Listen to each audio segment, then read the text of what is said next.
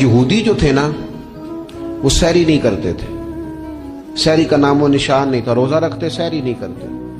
تو نبی پاک صلی اللہ تعالی علیہ وسلم نے فرمایا ہمارے اور یہودیوں کے درمیان فرق ہی سحری کا ہے. اور نبی پاک صلی اللہ تعالی علیہ وآلہ وسلم نے فرمایا سحری کھایا کرو، سحری کھانے میں برکت ہے.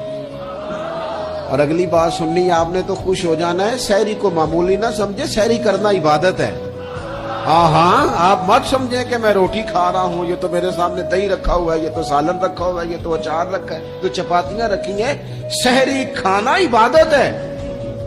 آپ صبح اٹھے، آپ کی تو روٹین ہی اور تھی، تو 7 بجے کھاتے تھے، 9 بجے کھاتے تھے. یہ جو آپ صبح کھا رہے ہیں اٹھ کے سحری میں، اپنی مرضی سے تھوڑی کھا رہے ہیں، یہ تو کسی کے کہنے سے کھا رہے ہیں، یہ تو کسی کے بٹھائے بیٹھے ہیں.